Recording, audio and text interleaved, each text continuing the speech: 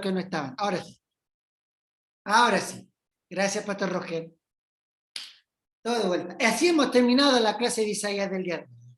Entonces, en el primer lugar, Babilonia, que es lo que representa las religiones falsas y la rebelión. La segunda nación que mencionamos fue Palestina. Palestina nos habla de cuando nos alegramos de la caída de los demás, ¿ya? Cierto que Palestina se había alegrado por la muerte del rey Acab. La tercera nación que menciona Isaías es la de Moab, que es lo que representa esta apariencia de piedad, esta apariencia de santos, pero que en realidad es una religiosidad hipócrita. Recuerden que le habían dicho, anda a Jerusalén a levantar una ofrenda, y ellos no lo hicieron. Muchos cristianos hoy en día profesan ser cristianos, pero se encuentran en uno de estos tres eslabones, como Babilonia, como Palestina o como Moab. La cuarta nación que vimos la semana pasada era Damasco, ¿cierto?, que representaba la transigencia. En quinto lugar vimos Etiopía, que nos dimos cuenta que no era un juicio o no era un castigo, sino más que todo era una profecía que nos hablaba cómo los gentiles iban a experimentar la redención, y hablábamos del gran avivamiento que se vivió en Etiopía y también en Egipto. La sexta nación, que es lo que representa los valores monetarios. Nos habló que el Señor castigó o sentenció a la nación de Egipto en todas sus industrias, en las mayores industrias, en lo textil, en lo pesquero, en lo monetario, era en donde Dios lo iba a poner el pie encima. Y después llegamos a lo que era el juicio de Persia, ¿cierto? El juicio que va a venir a los persas, que ellos amaban el lujo, amaban la abundancia y una prosperidad. El octavo juicio cayó sobre Edom. ¿Quiénes son los edomitas? Los edomitas eran los descendientes de Esaú, y ellos iban a ser castigados por sus pasiones, porque habían sido pasionales. La novena, que vimos la semana pasada, es contra Arabia, ¿cierto? Hoy en nuestra sociedad existen muchos, ¿y cuál era la característica de los árabes? De hacer la guerra, de ser conflictivos, y es lo que estamos viendo en estos días en nuestra actualidad. Y si llegamos al 11º juicio del día de hoy, que es el juicio a Tiro, ¿ya? Que representa el espíritu del egoísmo. Tiro va a representar el espíritu del egoísmo.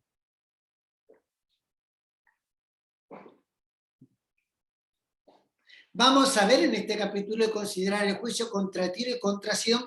Eran dos ciudades fenicias muy importantes.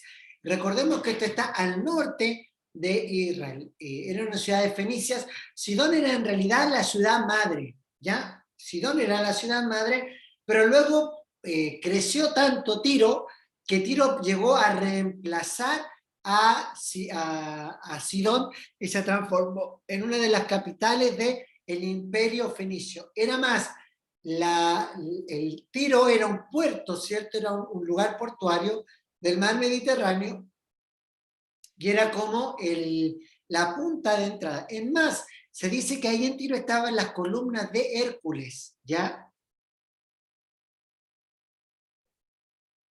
Y era tanto la importancia portuaria de Tiro, que dice que los barcos que eran de la zona de Gran Bretaña, lo que era Europa del Norte, bajaban por el Atlántico, entraban por el estrecho de Gibraltar y se llegaban hasta el final del mar Mediterráneo para poder comerciar, bien digo, con las Indias. Tiro era una parte importante, como el fin de lo que se conoce como la ruta de la seda. ¿Ya? Dice que traían estaño desde Gran Bretaña. Bretaña viene del origen y tierra de estaño, entonces traían el estaño desde hasta Tiro, ¿ya? Entonces, cuando Jonás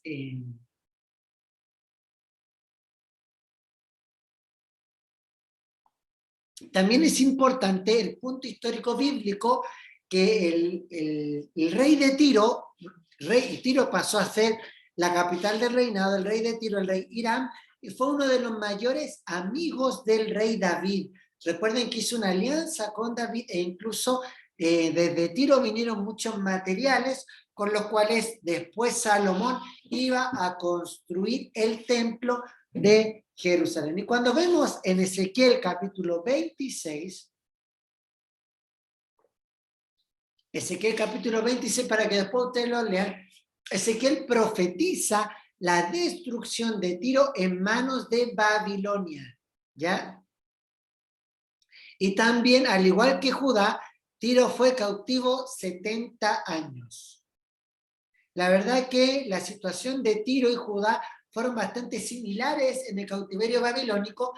Judá y Tiro estuvieron cautivos por 70 años y cuando vuelve el Zorobabel a Judá, también comienza la reconstrucción de Tiro, ¿ya? La gente de Tiro regresa a su tierra de la misma manera que lo hizo Israel y después de su cautiverio reedificaron su ciudad en la zona donde estaban, pero era mucho menor, ¿ya? Y Tiro es destruida después con Alejandro Magno cuando la construyen como fuese una carretera, ¿ya? Una carretera. Entonces nos vamos a encontrar en Isaías capítulo 1, perdón, Isaías 23, 1. Isaías 23, 1 nos habla de las naves de Tarsis.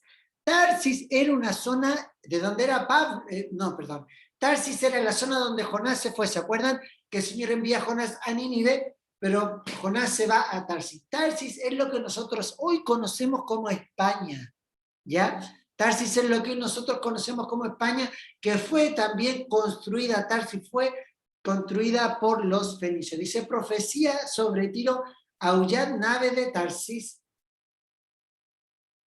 porque destruida es Tiro hasta no quedar casa alguna, ni lugar donde entrar. Desde la tierra del Quitim les es anunciado. Lo que vemos es que, por ejemplo, la ruta comercial que había en esa época era de lo que era Europa, Gran Bretaña, Francia, Alemania, ellos bajaban por el estrecho de Gibraltar, todos sabemos que es el estrecho de Gibraltar está en España, eso era lo que se conocía como Tarsis. Todo lo que es el estrecho de Gibraltar lo conocemos como Tarsis y de ahí los barcos volvían a abastecerse y atravesaban el mar Mediterráneo hasta llegar a Tiro. ¿Ya? Entonces la imagen que vemos es de naves regresando, naves que están huyendo. ¿Por qué? Porque Tarsis iba a quedar completamente destruida. Dice que le llega la noticia de que Tiro ha sido destruida. Al acercarse al puerto ven el humo que se eleva donde la ciudad y vemos que en el versículo 2 tanto Tiro como Sidón son ciudades que quedan completamente destruidas. Entre Tiro y Sidón, que son dos ciudades portuarias, hay 50 kilómetros de distancia, ¿ya? Entre Tiro y Sidón hay 50 kilómetros de distancia que eran las ciudades principales de los fenicios, ¿ya? Resulta súper interesante esta profecía de Isaías porque realmente esta destrucción se predijo como fue en el tiempo de Alejandro Magno. Pero contra Sidón, que eran como las ciudades gemelas, no hubo ningún juicio ni ninguna destrucción. ¿Y saben ustedes que Tiro hoy no existe, pero sí existe Sidón? Qué interesante que la profecía para Tiro no cayera sobre Sidón y hoy también en la actualidad se está en pie Sidón. Y en la actualidad es una ciudad muy importante porque es una ciudad que abastece a los barcos petroleros que navegan por todo el mundo. Hoy Tiro no está, pero sí está Tarsis, ¿ya?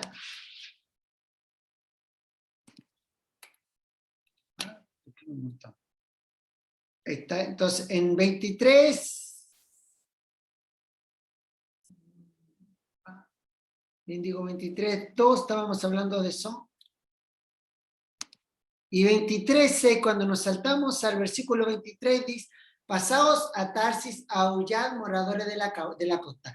La caída de Tiro, la caída de esta ciudad tan importante, provocó un lamento generalizado aún para los que se encontraban muy lejos en la zona del sur español. Algunos de los habitantes de Tiro arrancaron hasta Tarsis, que era el otro punto portuario importante, porque era el punto de entrada para el mar Mediterráneo. Ya entonces escaparon para arrancar de las manos, para arrancar de la destrucción de Nabucodonosor. Y es ahí donde vemos en Isaías 23:11, nos vamos a encontrar que hay una responsabilidad humana en la destrucción de Tiro. Extendió su mano sobre el mar y hizo temblar los reinos. El Señor mandó respecto a Canaán que sus fortalezas sean destruidas. Hemos visto una triple destrucción de Tiro, como ciudad, como puerto y como eslabón comercial de la ruta que había en esa zona. En el versículo 7 se le llamó como ciudad alegre, pero en el versículo 8 se le llamó como ciudad que repartía coronas, para que después ustedes lo vean. Marquen el 23:7, 23:8 y 23:11. 23:7, 23:8 y 23:11. ¿Ya? En 23:7 se le llama Tiro como ciudad alegre. En 23:8 se le llama Tiro como ciudad que reparte corona. Y en el 23:11 se le llama como ciudad comercial. ¿Y que tiene ciudad comercial? Que extendió sus fortalezas sobre el mar. Extendió su mano sobre el mar. Pero estos tres calificativos eran las descripciones que más representaban a Tiro. Pero ¿qué es lo que pasa? En el 23:12 dice: no te alegará más, oprimida hija de Sión, levántate para pasar a Quitim, y aún allí no tendrás reposo. Lo que sugiere este versículo es que Tiro era la hija de Sidón. Recuerden que estaba Sidón primero, y Sidón era la ciudad más antigua, y los comerciantes ricos de ella habían fundado Tiro para dar un mejor prestigio. La alegría de la prosperidad, tanto en Tiro como en Sidón, iban a desaparecer. Cuando dice la frase, levántate para pasar a Quitim, probablemente algunos pensaron que huyendo a Chipre. Cuando nos habla de Quitim, se está refiriendo a Chipre. Probablemente algunos huyeron pasando a Chipre pensando en un nuevo comienzo, pero estos también iban a ser defraudados. Dios era responsable por lo que le estaba sucediendo, por la destrucción que estaba aconteciendo. ¿Ya? 23:13 habla, dice: mira, la tierra de los caldeos, este pueblo no existía, Asiria la fundó para los moradores del desierto, levantaron sus fortalezas, edificaron sus palacios, él la convirtió en ruina. ¿Qué nos está hablando? Nos está hablando de que Dios va a levantar a Babilonia, un pueblo que no existe, para destruir a la ciudad de Tiro y a la ciudad de Sidón. Por eso es que después en el versículo 14 vuelve a decir: aullad naves de Tarsi, porque vuestra fortaleza es destruida. Dios estaba profetizando la destrucción de Tiro. ¿Ya? Y en el 23:15 de Isaías 23:15, nos va a hablar de este cautiverio de 70 años. Mire qué interesante que dice en el 23:15: después de los 70 años cantará Tiro una canción como de ramero, o sea, que iban a volver a sonar, iban a volver a ver melodías en Tiro. Y 23:17 dice: y acontecerá que al fin de los 70 años visitará el Señor a Tiro, la cual volverá a comerciar y se prostituirá de nuevo con todos los reinos del mundo sobre la faz de la tierra. Una vez cumplidos estos 70 años, Tiro iba a regresar e iba a reanudar su comercio mundial. Una vez más se convertiría en un gran centro comercial, pero miren lo que dice: se iba a volver a prostituir con todos los reinos de la tierra. El profeta comparó a Tiro como una ramera ejerciendo su impío comercio. Esta fue la manera que Dios habló de estos grandes centros comerciales. Si hablamos a través de esta es la profecía cumplida, ¿cierto? Que nos habla, pero también en Juicio de las Naciones nos habla de profecías que están por venir, ¿ya? Y en el 23:18 nos encontramos con la profecía que está por venir. Dice: pero sus negocios y ganancias serán consagrados al Señor, no se guardarán ni se atesorarán, porque sus ganancias serán para los que están delante del Señor, para que coman hasta saciarse y vistan con esplendidez. Aquí podemos ver que las ganancias serán para quienes estén delante del Señor. Y nos encontramos con el capítulo 24. Al terminar esta promesa que dice que las ganancias de Tiro van a ser para los que se presenten delante del Señor, nos vamos a encontrar con el capítulo 24, que nos presenta una nueva sección, nos muestra una nueva parte con respecto a estas profecías. Aquí vimos en el capítulo 23, el capítulo 23 que acabamos de decir, con Tiro termina el juicio a las naciones, termina el castigo a las naciones y comenzamos como hemos visto aumentar progresivamente el juicio de Dios nación tras nación. Y en este momento podríamos decir que llegamos al juicio final sobre la tierra. Hay un gran erudito llamado Jennings que considera que esta sección del libro de Isaías del 24 en adelante es totalmente una sección escatológica. Ya del 23 al 29, por ahí, del 23, le digo al tiro, del 23 al 35, del 23 al 35, podríamos decir que Isaías tiene una sección escatológica, ¿ya? Es decir, que se va a referir al juicio final de Dios que viene sobre todo el mundo. A diferencia del capítulo 3, de los capítulos 13 al 23, todas fueron profecías que ya se cumplieron. Del 13 al 23 son profecías cumplidas en la época del Antiguo Testamento. Y del 24 al 39 son profecías que se habrán de cumplir. ¿Ya? Entonces nos habla el 24:1, dice aquí el Señor devastará la tierra y la arrasará, trastornará su faz y hace esparcir a sus moradores. La palabra tierra en este versículo corresponde a la palabra hebrea eretz. ¿Ya lo voy a anotar aquí? Eretz. Eretz. La palabra hebrea eretz, que significa tierra. Ya todo el mundo, significa todo el mundo.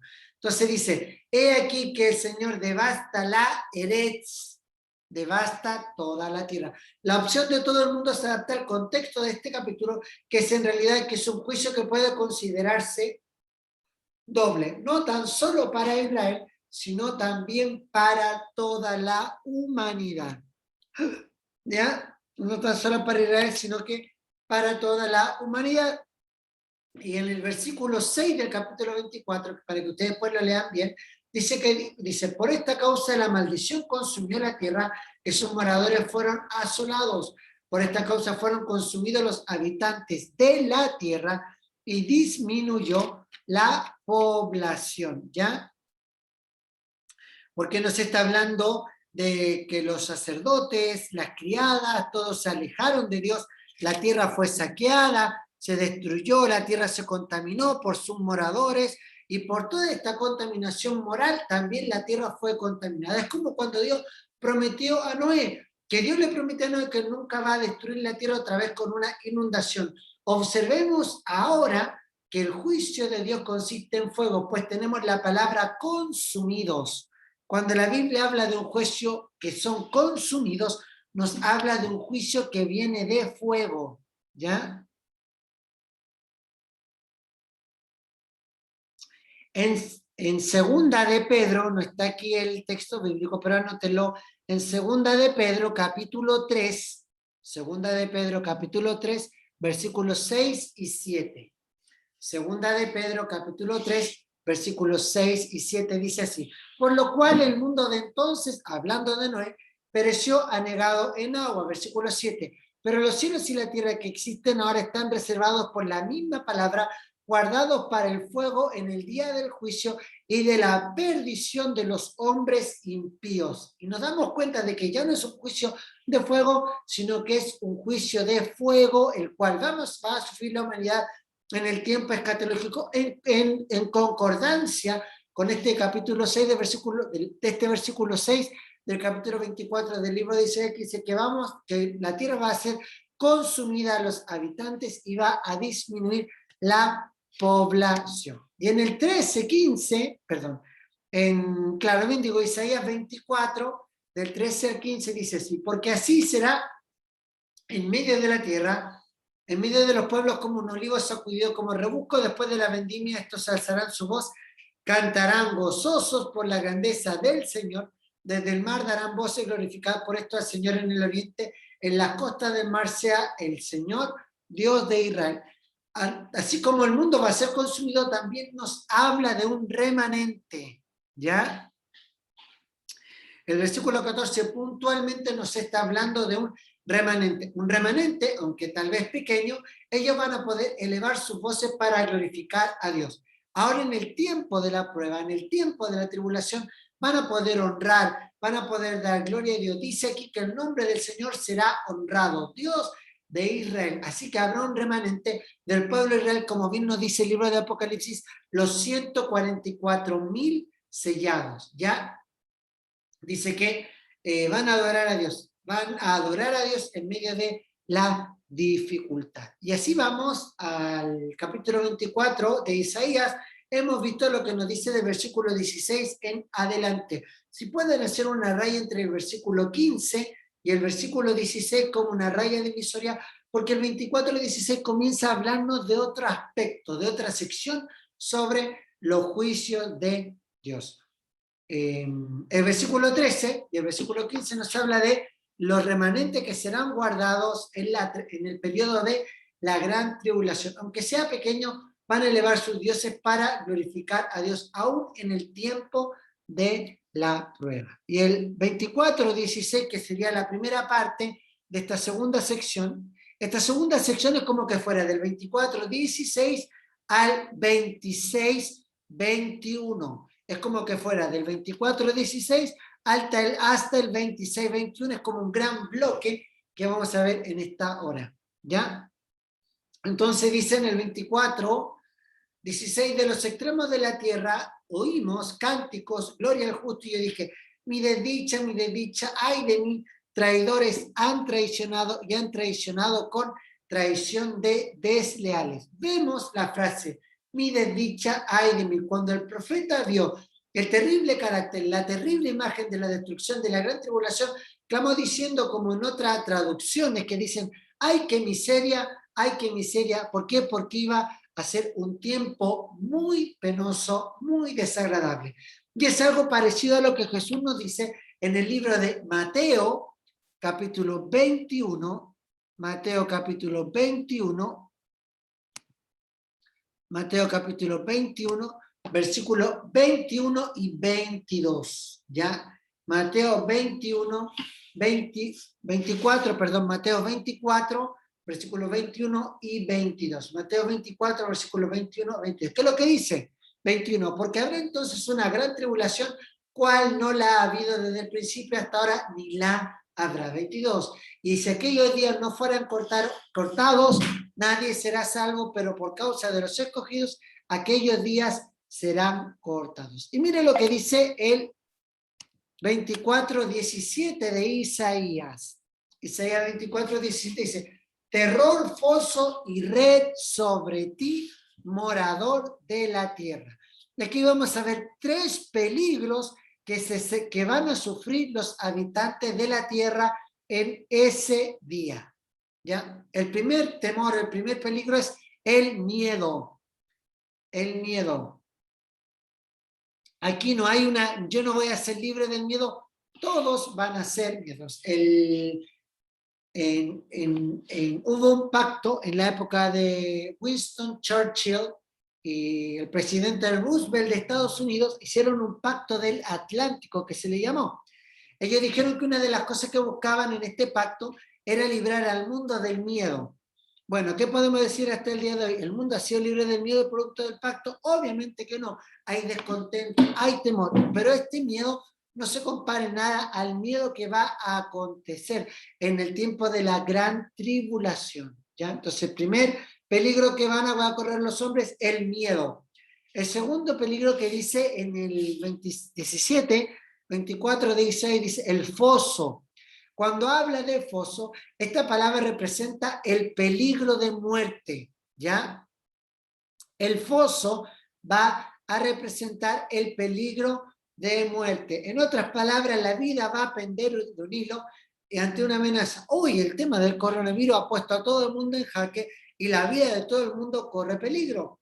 La amenaza de una bomba nuclear que representa una muerte terrible, pero dice la palabra del Señor que Dios dijo que no permitirá que la tierra sea aniquilada, sino que dice que en el 24-22 que por esos días fueron acortados. ¿Por qué?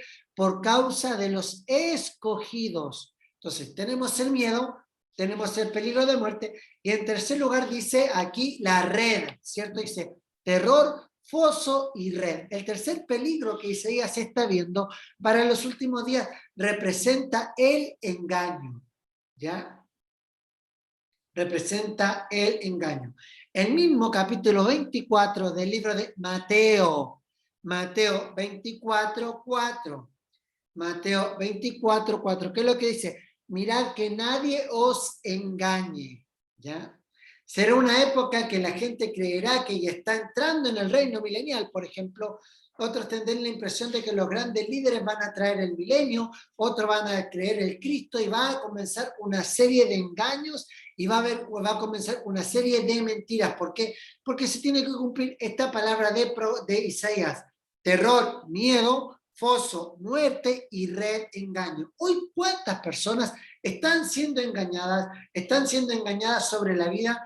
¿Cuántos ni siquiera piensan en la eternidad? La mayoría cree que solamente vivimos el aquí y el ahora. La ciencia continúa rechazando el relato de la creación y algunos pueden ser engañados por la ciencia, engañados por los políticos, engañados por los medios de comunicación, engañados por quienes quieren obtener el poder, o también engañados por aquellos que están protestando, tratando de hacer jaque al sistema en el cual es. Pero la única ayuda ante todo el engaño, ante todo el miedo y ante la muerte, obviamente que la vamos a encontrar en nuestro Señor Jesucristo, ¿ya?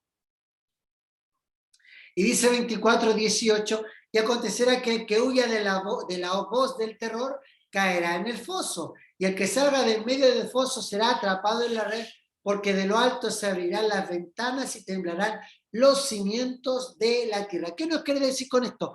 Si yo me logro salvar del miedo, voy a caer en la muerte, pero si me logro salvar de la muerte, voy a caer en el engaño. ¿Qué quiere decir? Que no van a tener escapatoria, ¿ya? No van a tener escapatoria. En este capítulo de Isaías 24, Isaías declara el juicio de Dios y que se aproximaba como una intervención directa de Dios. Ya en el 24-21, no lo anoté, pero si lo podemos, a ver, lo anoté o no. 24-22 dice: serán amontonados como se amontona a los encarcelados en una mazmorra y en prisión, quedarán encerrados y al cabo de muchos días serán castigados. En el 24, capítulo 24, versículo 21, versículo 22, Isaías declara nuevamente que el juicio de Dios se aproxima por una intervención directa. Se habla del castigo de los poderes espirituales opuestos a Dios, y los reyes de la tierra es una referencia a las fuerzas políticas que están expulsando a Dios del mundo. El castigo de todo ello después de muchos días se refiere al gran juicio del Señor. Y nos vamos a dar cuenta en el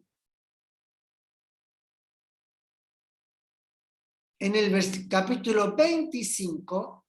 En el capítulo 25 vamos a darnos cuenta que hay una exaltación ante Dios. Después de la gran tribulación, después del tiempo de la gran tribulación, el Señor Jesús vendrá y va a establecer su reino, que son los capítulos 25 y los capítulos 26. El capítulo 25 y el capítulo 26 del libro de Isaías nos introducen la época del reino, ¿ya? Con la llegada del rey se va a establecer el reino de los cielos en la tierra, que lo que nos habla el libro de Apocalipsis es el reino milenial, ¿ya?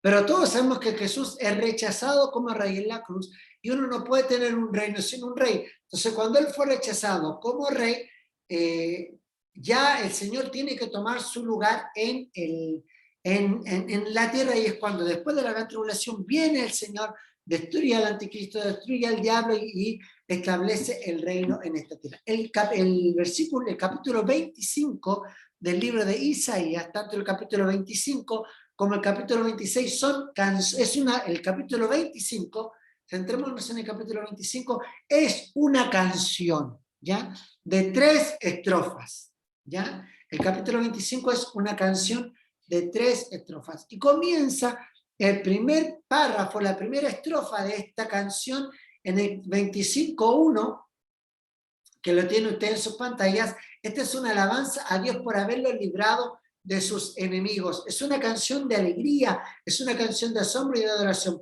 Proviene de un corazón alegre porque el adorador ha llegado a experimentar un conocimiento nuevo de quién es verdaderamente Dios, que lo libró del castigo. Esto no es el cántico común y corriente que tenemos en la reunión de una iglesia, sino que es un cántico que nace verdaderamente del corazón, ¿ya?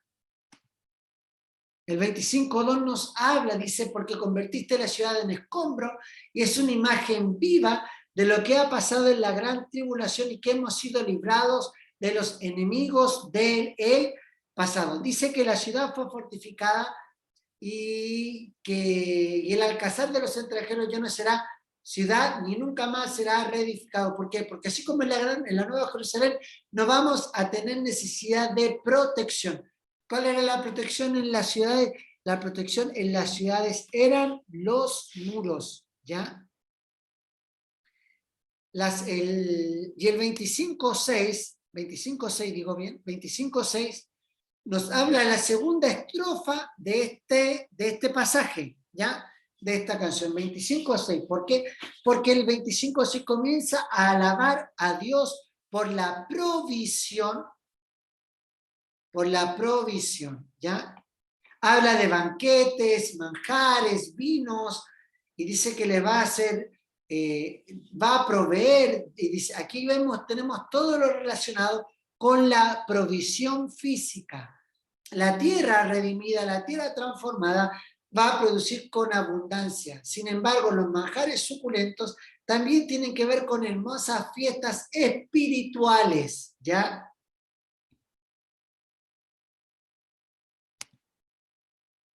Y en el 26.8 dice que destruirá la muerte para siempre y enjugará en las lágrimas de todos los rostros y quitará la vergüenza de su pueblo de toda la tierra, porque el Señor lo ha dicho. Esto Pablo lo dice algo parecido en Primera de Corintios 54, 14, perdón, Primera de Corintios 15, Primera de Corintios 15, 54. Primera de Corintios 15, 54. Miren lo que dice Pablo. Cuando esto corruptible se haya vestido de incorrupción y esto mortal se haya vestido de inmortalidad, entonces se cumplirá la palabra que está escrita. Devorada ha sido la muerte en victoria. Así que es un párrafo que nos está alentando a la provisión de Dios, que no vamos a tener que esforzarnos, Dios nos va a proveer. Y la tercera estrofa de este capítulo 25, la tercera estrofa del capítulo 25, comienza en el versículo 9, ¿ya? 25.9 es la tercera estrofa que nos va a hablar de las futuras alegrías, ¿ya? Nos va a hablar de las futuras alegrías. Vemos, como ven en el versículo en pantalla, que es 25.9, al llegar a esta última estrofa, la atención se concentra en la persona de Dios propiamente tal. Y eso es lo que debemos hacer los seres humanos. El mundo va a ser engañado por el anticristo, pero entonces el verdadero Cristo, el verdadero Mesías, vendrá a ganar la victoria y a ganar la batalla. ¿Ya?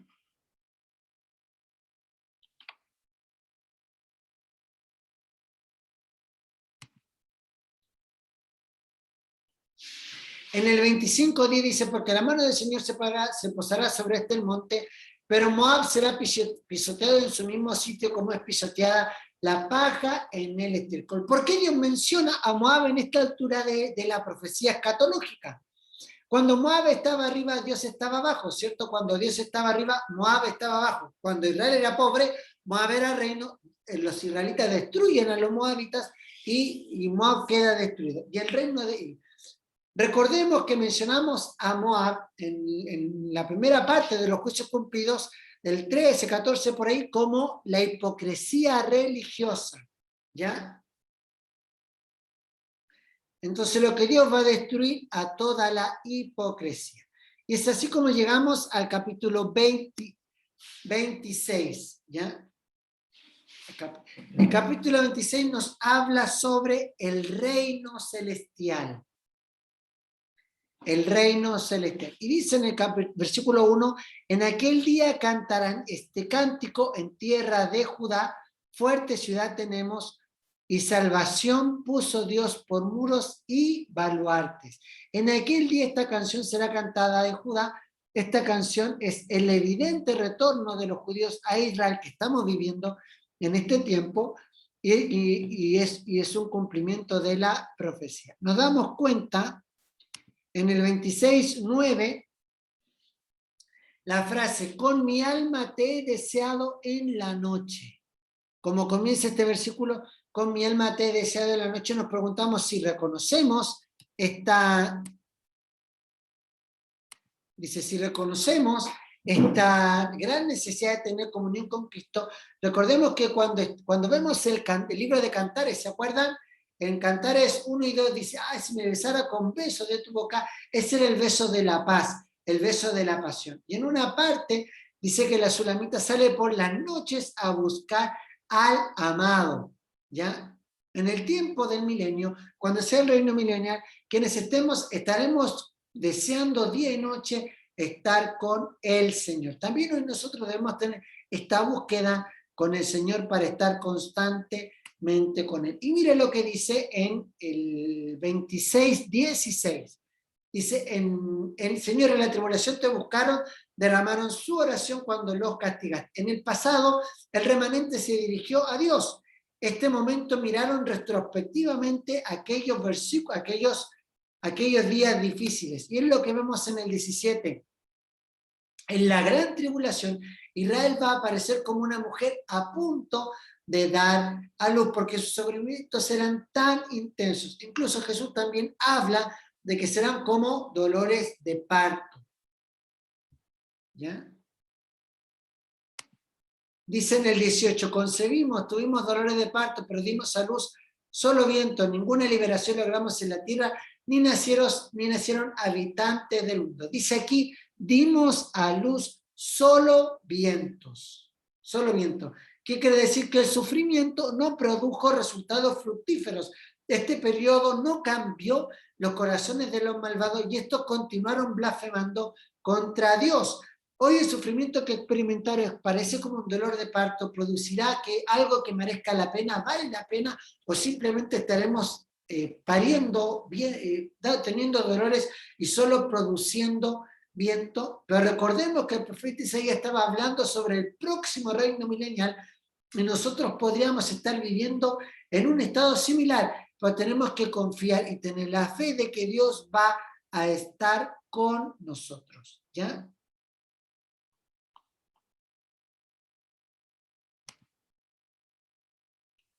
Y llegamos al capítulo 27 del libro de Isaías, llegamos al capítulo 27, que es como la continuación de este cántico. 25, 26 y 27 son un cántico. El capítulo 27, dijimos que el capítulo 26 era una estrofa que nos hablaba del reino. Y el 27 es como la segunda estrofa que nos va a hablar de la viña, ¿ya? Nos va a hablar de la viña.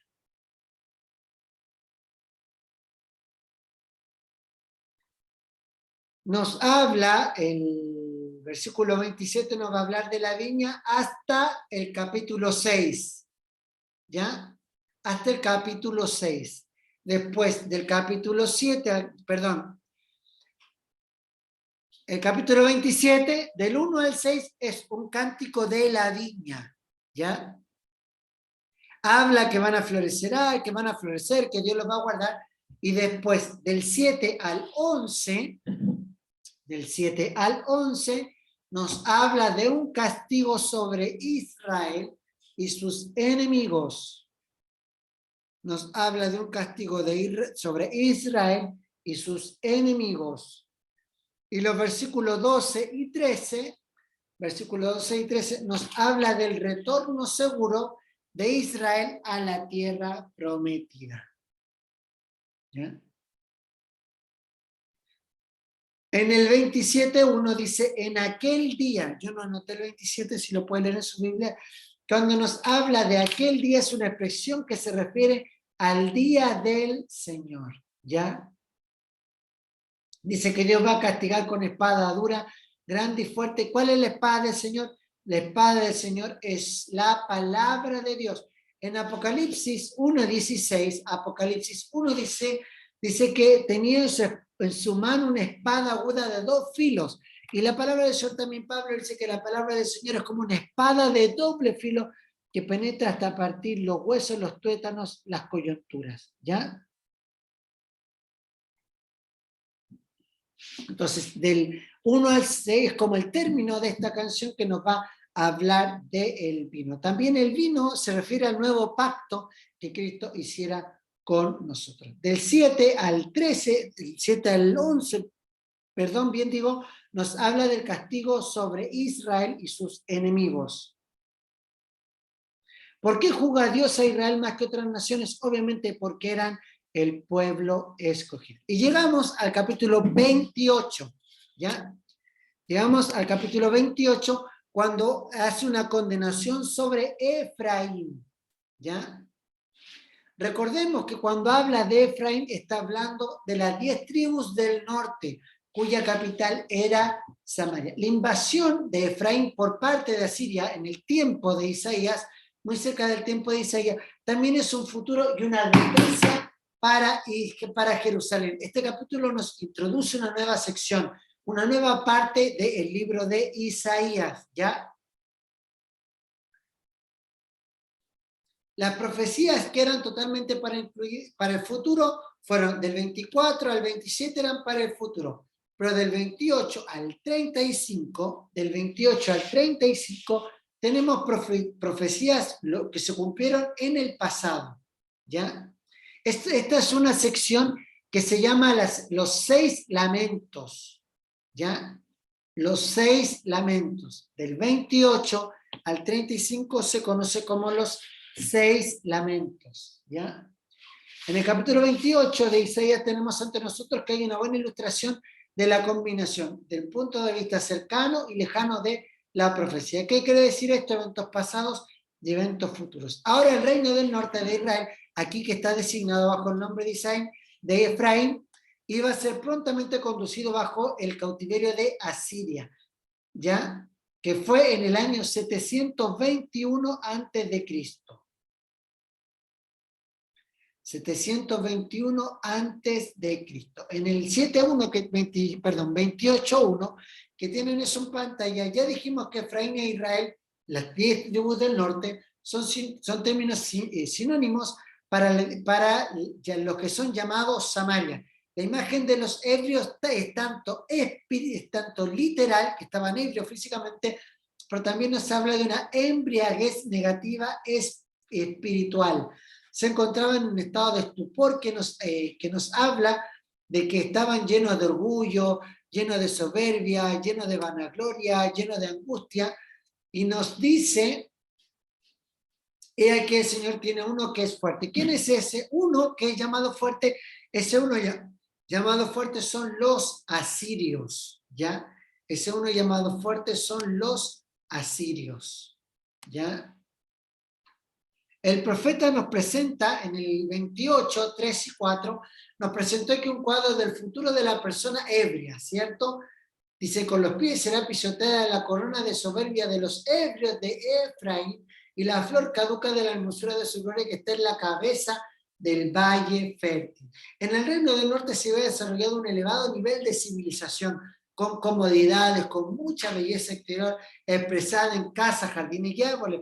Todo lo que uno tiene que hacer para confirmar aquel progreso es ir a una colina de Samaria y ver los hermosos lugares que habían ahí. Muchos lugares se construyeron en el tiempo de Acab y en el tiempo de Jezabel. Recordemos que Acab es el rey que reconstruye Jericó, ¿ya? Pero vemos que hay una devastación en manos de los asirios, ¿ya? En manos de los asirios. Al comenzar este capítulo del 28.1 dijimos que va a haber una invasión en el reino del norte por parte de Asiria. Pero también es una figura y una advertencia para Jerusalén.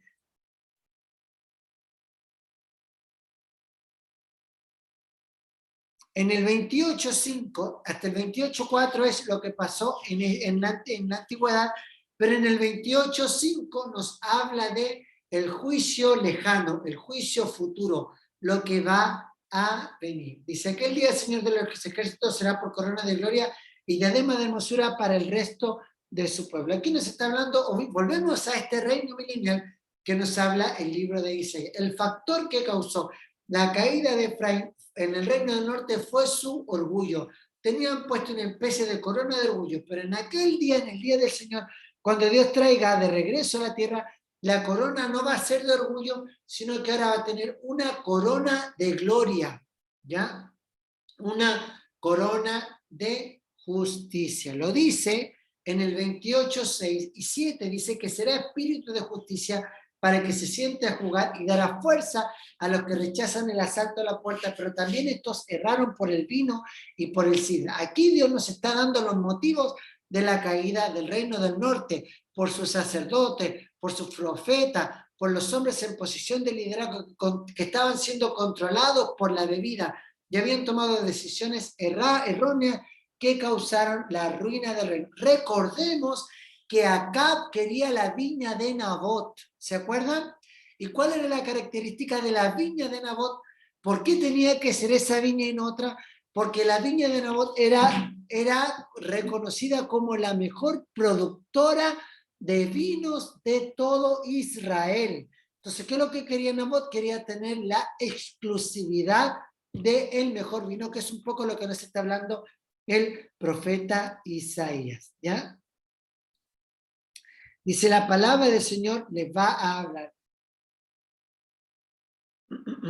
Hay muchos creyentes hoy que no están satisfechos con su vida cristiana y buscan otra forma de satisfacer su propia vida. Pero Dios castiga a Jerusalén, pero también le da una advertencia a Israel. Dios le da una advertencia a Judá, perdón. Dios le da una advertencia al reino del sur, a Jerusalén. Dice, por tanto, señores burladores que gobernáis a este pueblo que está en Jerusalén, oí la palabra del Señor. El juicio que caía sobre Israel, sobre el norte, era una advertencia para el reino del sur, para el reino de Judá, para Jerusalén. Efraín nos habla del norte, pero es una advertencia para Jerusalén. Y Jerusalén es una advertencia para nosotros, ¿ya? Y la palabra de Dios nos está hablando a nosotros. Pareciera como si Dios se hubiese escrito no en el día de ayer, sino el día de mañana. En realidad es como que estuviéramos leyendo un libro, un periódico del futuro. Y es lo que nos dice 28:15, perdón. 28:15 dice, vosotros habéis dicho, hemos hecho un pacto con la muerte, un convenio hicimos con el Señor, cuando pase el torrente del azote nos llegará a nosotros, porque hemos puesto nuestro refugio en la mentira y la falsedad, nos esconderemos. ¿Cuál es el pacto con la muerte y con el Señor? El profeta Daniel lo dice en Daniel 9:27. Daniel 9:27 dice que habrá un pacto futuro que Israel va a hacer con el anticristo, el príncipe que vendrá, el llamado hombre de pecado, el hombre impío, el rey despreciable, esta bestia que sale del mar y de las aguas y que está controlado por Satanás, ¿cierto? Israel va a hacer un pacto con el anticristo y está 28:15 es esta profecía, ¿ya? Y 28:16 dice, por eso el Señor dice, he aquí yo he puesto en Sión por fundamento una piedra probada, angular, preciosa, de cimiento estable, el que crea en ella no será perturbado. ¿Cuál es la respuesta que se puede dar hoy a la falsedad, a este engaño que hay? ¿Cuál es la respuesta? Bueno, Dios nos da en este 28:16 la respuesta. Dice, una piedra angular, un fundamento seguro. Aquel que cree en ella no será perturbado, podrá estar tranquilo, no andará desorientado podrá descansar espiritualmente en esta piedra angular. El apóstol Pedro, perdón, en la primera de Pedro 2, del 6 al 8 dice, primera de Pedro 2, del 6 al 8 dice, por lo cual también dice la Escritura, y aquí pongo en Sión la piedra del ángulo, escogida preciosa, de que crea en él no será avergonzado. Pues vosotros, pues, los que creéis, él es precioso. En cambio, los que no creen, la piedra que los edificadores desecharon ha venido a ser la cabeza del ángulo y piedra de tropiezo y roca que hace caer. Ellos por su desobediencia tropiezan en la palabra, ese es su destino. ¿Quién es esa piedra angular de cual Pedro nos está hablando? Obviamente esta piedra angular que está profetizando Isaías nos está hablando de Jesucristo, nos está hablando de Cristo. Y dice en el 28:17, ajustaré el juicio por medida y la justicia por nivel, y el granizo barrerá el refugio de la mentira, y las aguas inundirán el escondite. El juicio para aquella gente va a ser un juicio gradual. Creemos que esto también viene en este tiempo, pero el juicio gradual es peor que el juicio repentino, porque el juicio gradual no se detecta, ¿ya? El juicio gradual no se detecta. Y llegamos al juicio final de Dios en el 28:28 dice, cuando yo he preparado su superficie, no esperen en eneldo, siembra el comino, pone trigo en hilera, la cebada en el lugar señalado, la avena en su borde apropiado. ¿Ya? Un agricultor tiene que ser muy cuidadoso cómo cultiva, ¿para qué? Para que no se contaminen los granos. Todos los granos que está hablando el 28:28 se conocen como granos blandos, ¿ya? Se conocen como granos blandos y tienen que cultivarse de manera muy precavida y de manera muy cuidadosa, ¿ya? Y en el capítulo 29 nos habla de las profecías contra Israel. Cuando habla de Ariel, como no es de la sirenita, sino que cuando habla de Ariel nos está hablando de Jerusalén, ¿ya? De Jerusalén.